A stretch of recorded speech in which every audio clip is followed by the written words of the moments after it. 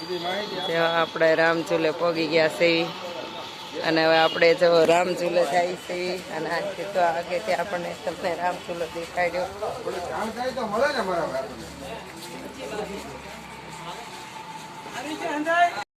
જો રામચૂલે પોગી ગયા આપણે જો રામચૂલે પોગી ગયા છીએ અને રામચૂલા પર થઈને તો ઓલી બાજુ જવાનું હોય છે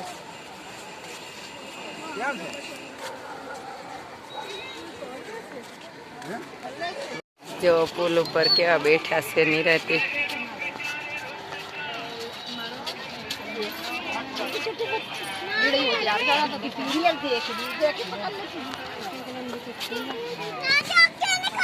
पुल ऊपर क्या बैठा से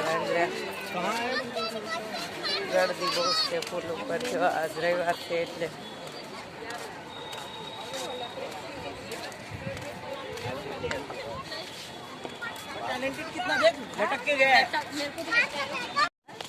जो पुल ऊपर केवा हाले से बच्चे को ले लिया मोबाइल ना खींच लीजिए पकड़ के रखना आ गया ऊपर से गिरते नहीं है कि पंजे ना देखिए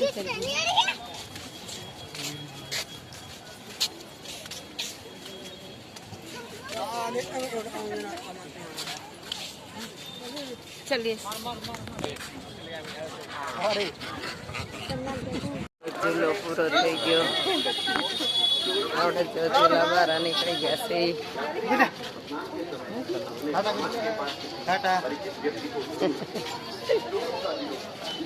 जो આપણે झूला बार निकली गया से બધા અને બીજે झूला ઉપર જવાનું મંદિર જોવાનું છે અહીંયા जो रोटली केवा सरस खाय છે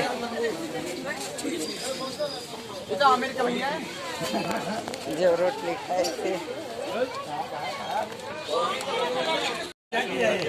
केदारनाथ जो मंदिर है सबसे पहले उधर पांडव गए थे और केदारनाथ पहला मंदिर है पूरे वर्ल्ड में जहाँ पर शिवलिंग का पूजा नहीं करते हैं और वहाँ पर गंगा जल नहीं चढ़ाते हैं, वहाँ पर घी लगाते हैं क्योंकि महाभारत में पांडवों ने अपने गुरु को मारा था तो भगवान वहाँ पर बैल के रूप में आए थे तो पांडव जो बैल को पकड़ने को भाग रहे थे जैसे ही बैल का पूंछ पकड़ा वो घुस गया केदारनाथ जमीन के अंदर खींचने भागने में आगे वाला भाग नेपाल चला गया नाम पड़ गया पशुपतिनाथ तो आधा भाग नेपाल में है नेपाल में गंगा जल चढ़ाते हैं केदारनाथ में घी लगाते हैं कहते हैं जो भगवान का आधा कटा हुआ हिस्सा है उस चोट को सही करने के लिए आज भी घी लगाते हैं कि भगवान का चोट जल्दी सही हो जाएगा जब वो नंदी वहाँ पे घुसा उसके 5 भाग निकले 5 जगह जो पंच केदार के नाम से जानते हैं गए पांडव बद्रीनाथ गए नहीं बद्रीनाथ गए वहाँ से माणागवा गए वहाँ पे नदी है सरस्वती वहाँ से गए पांडव स्वर्ग में लौट के नहीं आए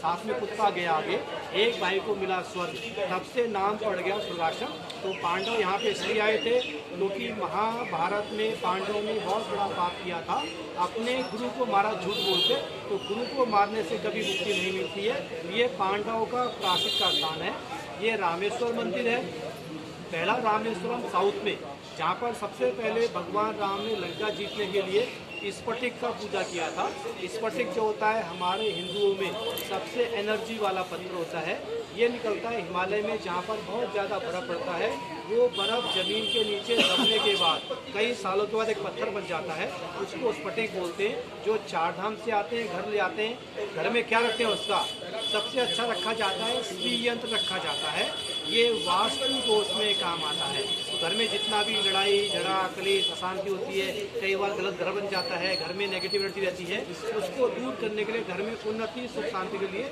इस पर टिक को रखते हैं पूजा पाठ नहीं करना रखना होता है एक तो उसका यंत्र मिलता है एक शिवलिंग आता है जो लेडीज पूजा करना चाहती है और जो बहुत गुस्सा करते हैं टेंशन करते हैं डिप्रेशन रहता है उसके लिए स्फटिक माला पहनने से माइंड को बहुत शांति मिलती है हेडेक नहीं होता है ये शालिग्राम शिवलिंग है शिवलिंग का पूरा चक्कर नहीं मारते आधा मारते हैं क्योंकि भगवान के जल चढ़ाएंगे उसको पैर से नहीं लांघते हैं जल चढ़ाते हैं 12 बजे से पहले 1 बजे भगवान को स्नान करते हैं 2 बजे भगवान का श्रृंगार करते हैं। तो ये सेकंड रामेश्वरम है। इधर से पांडव गए थे केदारनाथ, लौट के नहीं आए। और ये ट्रस्ट है बाबा काली कमली वाले का। तो यहाँ से पहले 4 धाम की यात्रा थी पैदल, वो यात्रा थी बुढ़ापे में 80-90 साल के बाद। तो जो भी बद्रीनाथ जाता था वो लौट के नहीं आता था, वहीं पे जाके शरीर त्यागने से आदमी को मोक्ष मिलता था। इसका नाम था वैकुंठ धाम।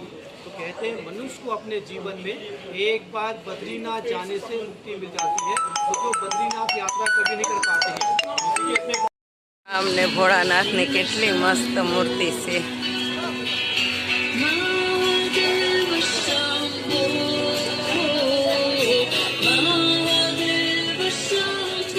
जो बजार में आला जाए ते से जो राम અને ભોળાનાથની મૂર્તિ।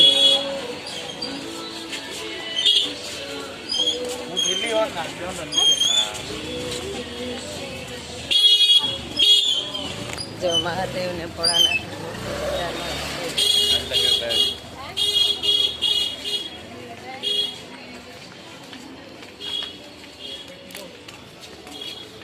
भी है, बाद में पेंट किया है।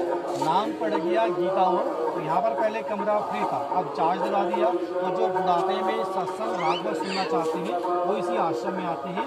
हर आश्रम में किचन भी है, मंदिर कमरे में। खाना बनाएंगे तो गैस लेना पड़ेगा, बर्तन चूल्हा फ्री मिलता है। जो खाना नहीं बना पाते खाना मिलता है 50 रुपये। ये जगह बुढ़ापे में भगवान का ध्यान साधना करने के लिए है। कुछ लोग 90 साल के आते हैं, तो इसलिए आते हैं कि बुढ़ापे में हमारे यहाँ पर प्राण निकल जाए। तो यहाँ पे शरीर छोड़ने से लोगों पहले मुक्ति मिल जाती थी। ये चलाते हैं मारवाड़ी लोग। शंकर भगवान का परिवार है और एक पन्ने पे लिखी है भागवत गीता। यहाँ से आके इस मंदिर का चक्कर मार के आएंगे, फिर दिखाएंगे आपको रुद्राक्ष का पेड़। जय गीता माता। तो अब आखी भगवत गीता से संपूर्ण श्री भगवत गीता जो आंटी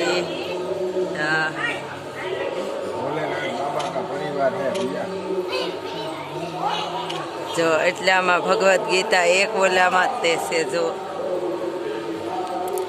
આપણે પાછળ છે તે ભગવદ્ ગીતા છે અને આ એક જ ઓલામાં ભગવદ્ ગીતા આખી લખેલી છે।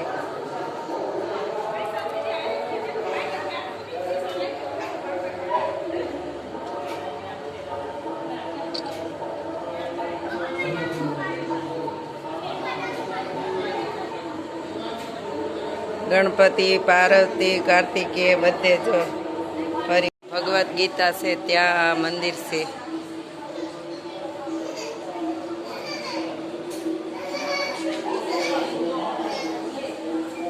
करती है वो 100 साल भी खराब नहीं होता है। एक मुखी रुद्राक्ष नहीं पहनते हैं। एक मुखी रुद्राक्ष 12 साल में एक बार निकलता है, लाखों रुपए देने पे नहीं मिलता है। ये भगवान का रूप बोलते हैं, पूजा पाठ में काम आता है। हम लोग पहनते हैं 2 से 14 मुखी। सिंगल कैसे पहनेंगे? बच्चों के लिए अच्छा होता है। 6-7 मुखी बच्चों की स्टडी मेमोरी में काम करता है। जो लेडीज बहुत परेशान रहती है उनके लिए 9 मुखी रुद्राक्ष पहना जाता है। उसमें 9 देवी का वास होता है। जेंट्स के लिए 10 मुखी होता है, उन्नति बिजनेस के लिए। पंचमुखी कोई भी पहन सकता है। पंचमुखी एक तरह का दवाई भी होता है। इसको पहनने से ब्लड प्रेशर, हार्ट की बीमारी नहीं होती है, क्योंकि ये पूरे गले में एक्को प्रेशर मसाज करता है। जब करेंगे मन को शांति मिलती है। पानी पीते हैं, पानी कैसे पिएंगे? तांबे का लोटा लेंगे, 300 ग्राम पानी भरना है, वो माला उसमें डुबा देनी रात भर। सुबह पानी पीने से 90% बीमारी पेट की खत्म हो जाती है। अच्छा होता है लीवर के लिए, डायबिटीज के लिए, ज्वाइन पेन के लिए। तो रुद्राक्ष क्या रामबाण औषधि है। और लिखा है शिव पुराण में, रुद्राक्ष पहनने से कभी आपको गुस्सा, अहंकार, दुर्घटना, अकाल मृत्यु नहीं होती है। तो गुजरात में रुद्राक्ष बहुत पहनते हैं, साउथ में स्फटिक पहनते हैं। इसमें क्या है, भगवान की शक्ति होती है। तो ये रुद्राक्ष का पेड़ है। जब पार्वती माता सती हुई तो जहाँ जहाँ पे आंसू गिरे वहाँ पे रुद्राक्ष हो गया। रुद्राक्ष क्या है, हमारे हिंदुओं का एक पवित्र फल माना जाता है। तो ये पहनने में, पूजा में, जप में काम आता है। घर में रुद्राक्ष वाला होना चाहिए सबके। उससे क्या आप जप करते हैं भगवान शिव का, जो ना कहा देगा नीचे का 3 फल का हरा सा गुलगुल सा वो रुद्राक्ष का फल की धरा, वो भी है 1-2 फल सामने। बाजू भोळानाथની મૂર્તિ, પછી આ બાજુ જો સીતારામ, લક્ષ્મણ અને ઋષિમુનિ, અને આ બાજુ જો મીરાબાઈ અને કૃષ્ણ ભગવાન। અને જો આવું કંઈક ગાર્ડન છે, ઋષિ મેનીઓ છે. આ બાજુ જો જો આપણે જે આશ્રમમાં આવ્યા છે ત્યાં બધે મૂર્તિઓ છે, કૃષ્ણ ભગવાન, મીરાબાઈની, પછી રામ લક્ષ્મણની. તો આ આશ્રમ બહુ સરસ છે.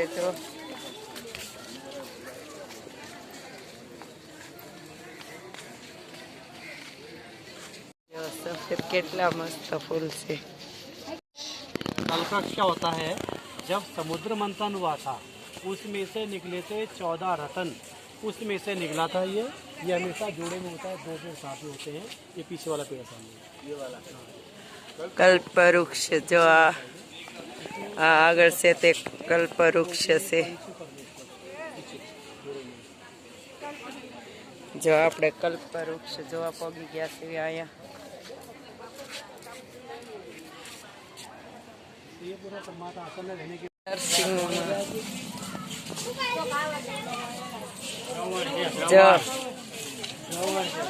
સરવણ અને એમના મા બાપને જો જાત્રા કરાવે તે અહીંયા જો બધાની મૂર્તિ છે, સરવણની, કામધેનુની, પછી પ્રહલાદની. પીપળામાં ગણપતિનું મુખ છે. જો આ હુંડ છે અને આ ઉપલો ભાગ. જો પીપળામાં ગણપતિનું મુખ દેખાય તે પણ જોયું. અને આશ્રમ તો જો કેટલો મોટો આશ્રમ છે. જો અહીંયા 9 ગ્રહ છે.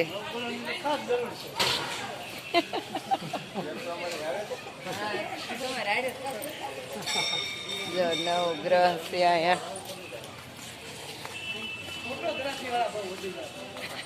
અહીંયા જો જગન્નાથની મૂર્તિ, રામેશ્વરની મૂર્તિ, નારદજીની મૂર્તિ, કપિલ અવતાર, પછી પરશુરામ અવતાર, પછી રામ અવતાર, પછી કૃષ્ણ અવતાર, પછી બુદ્ધ અવતાર, પછી કલ્કી અવતાર, પછી નરસિંહ અવતાર, પછી વૈકુંઠનાથ, પછી ગજાનંદ મોક્ષ, પછી જો કૃષ્ણ મોક્ષ સાગર, ભગવાન કૃષ્ણ, નર અને નારાયણ, પછી સનક સનનદેન કુમાર, પછી ધ્રુવ નારાયણ અવતાર, હંસ અવતાર, વમાન અવતાર, ધવન અવતાર, અક્ષપુરી અવતાર, મોહિની અવતાર, ગ્રહ હગિવ અવતાર, વારા અવતાર, કુમ અવતાર, મત્સ્ય અવતાર. જો આ બધા અવતારના ફોટા છે. જો આપણે બધા અવતારના ફોટા ત્યાં જોયા, બધા ભગવાનના અવતાર હતા તેના છે. અને અહીં જો પાછા ભગવાન આ બાજુ.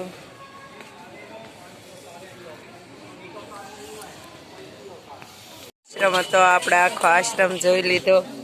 જો આશ્રમ હતો અને આપણે આખો આશ્રમ જોઈને બહાર નીકળી ગયા. આપણે અત્યારે ઋષિકેશમાં છીએ અને ઋષિકેશમાં આપણે આ આશ્રમ જોયો અને જોઈને અમે બહાર જાય છીએ. બહુ સરસ આશ્રમ હતો. તમે પણ આવો તો આશ્રમમાં જરૂર આવજો. બહુ સરસ જોવાની વસ્તુ હતી અંદર.